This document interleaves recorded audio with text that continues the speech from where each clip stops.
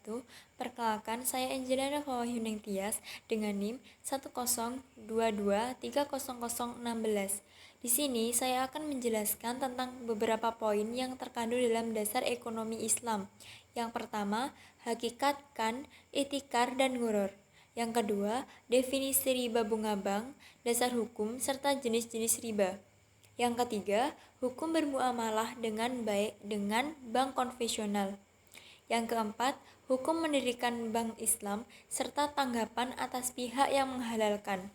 Lanjut saja, hakikat, kan, ihtikar, dan ghuror. Dalam bahasa Arab, kan berasal dari kata kanzu yang artinya harta yang dipendam. Yang kedua, ihtikar adalah menahan atau menimbun barang pokok manusia dalam jumlah banyak dan hanya akan dikeluarkan pada saat harga barang tersebut naik. Sedangkan ghoror yaitu ketidakpastian dalam transaksi yang diakibatkan dari tidak terpenuhinya ketentuan syariah dalam transaksi tersebut. Dari ketiga perbuatan tersebut, dan ihtikar hukumnya haram, sedangkan ghoror masih dilarang tetapi tidak menutup kemungkinan melakukan ghoror. Yang kedua, definisi riba bunga bank, dasar hukum, serta jenis-jenis riba. Dari segi bahasanya, riba adalah tambahan dan bunga bank adalah imbalan dana yang diberikan bank kepada nasabah. Dan hukum dari keduanya adalah haram. Seperti yang sudah dijelaskan dalam Al-Baqarah ayat 278, Bismillahirrahmanirrahim. Ya ayyuhalladzina amanu taqullaha wa daru ma baqiya minal riba in kuntum mu'minin, yang artinya, wahai orang-orang beriman, takwalah kepada Allah dan tinggalkan sisa riba atau yang belum dipungut jika kamu orang beriman. Langsung saja, adapun jenis-jenis riba.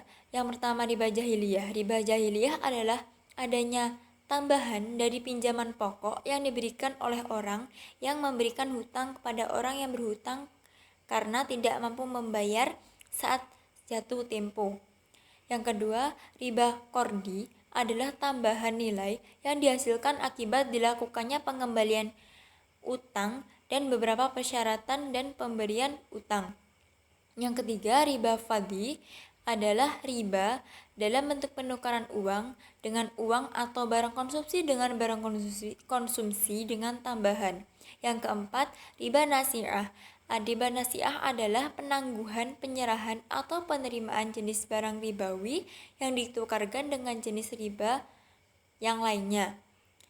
Yang terakhir adalah ribayat, adalah riba yang terjadi karena adanya pertukaran komoditas ribawi yang tidak tunai atau penundaan serah terima barang saat jual beli. Yang kedua, hukum bermuamalah dengan bank konvensional. Dalam perdebatan tentang hukum ini, bunga pada bisnis lembaga keuangan konvensional tidak pernah selesai.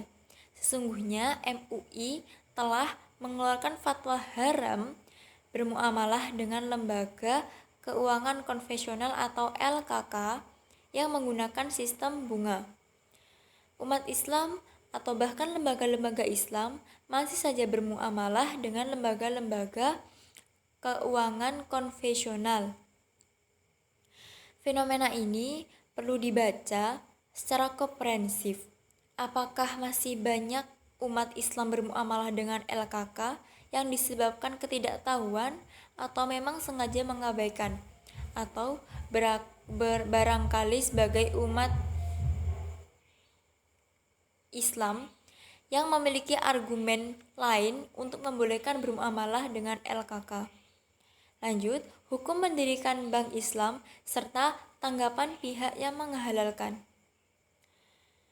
Peraturan yang mengatur mengenai bank syariah di Indonesia pertama kali adalah Undang-Undang Nomor 7 Tahun 1992, yang bank syariah pada masa itu masih berbentuk bank pengkreditan rakyat.